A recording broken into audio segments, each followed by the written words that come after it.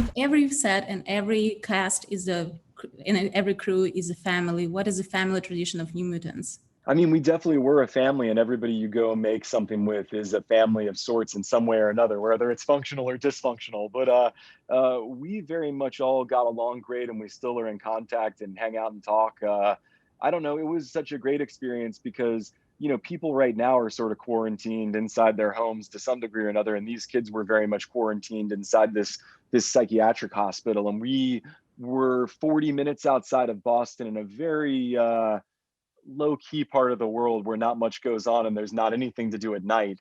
So, we mostly would hang out, and I don't know, it was a very much it was a good experience. Everybody really connected and was into what they were all there to make the movie together. So we all had a really good time.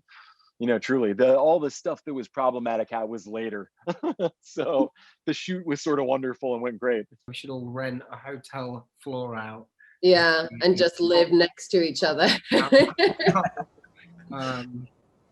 Yeah, I mean, made communication really easy. You could literally just walk out of your room and tap on everybody's door, and everyone's out in the hallway in 2 seconds. That's a blender. We'd cook dinner in like one of our rooms, and we'd like all go around, or we'd like go out for food together, which was like a really nice way to like end the work week or the work day. On Game of Thrones, I mean, we were in Northern Ireland, so it was like a lot of drinking.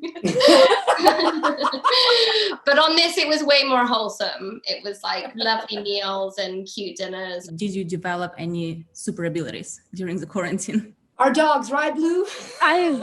Yes. So when we got quarantined together, it was just me and him, and I was alone for my quarantine for a lot of it.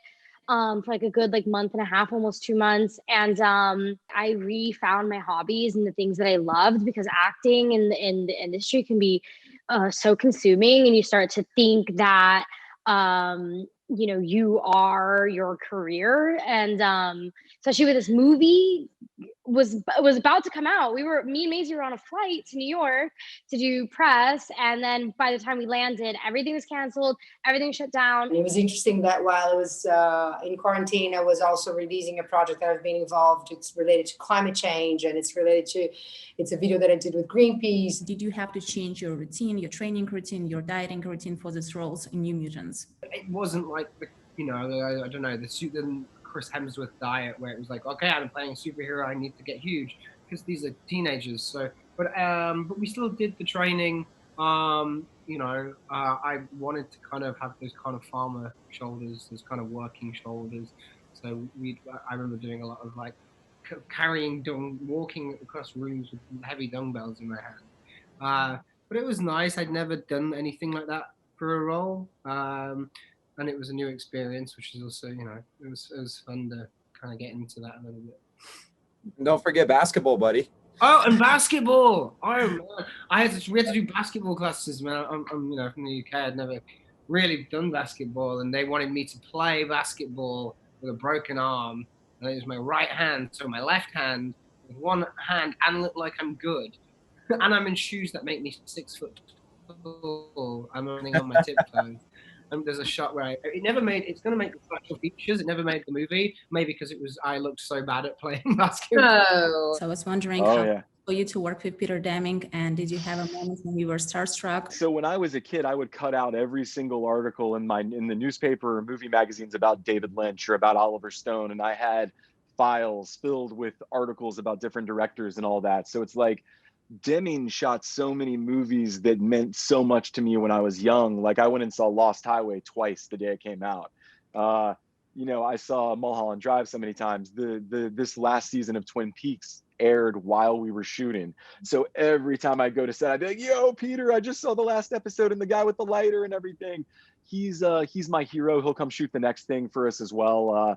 He's just one of the best humans on the planet, and his eye, I storyboard everything, but it's like what Peter brought to it aesthetically and the look of it. It doesn't look like other superhero films. It looks like, a throwback movie to like a 90s horror movie. He shot Scream and the Scream films, which I'm a huge fan of. So it's like, it's just a very different aesthetic than superhero movies typically are. how do you feel? What is so special about Russian-born superheroes? Like, like Ilyana and like, Black Widow. I listened to a lot of Russian radio when I was performing this because we had a bit of support on the accent, but not that much. And I just wanted to get into the headspace and the sound, so I wasn't reaching for something.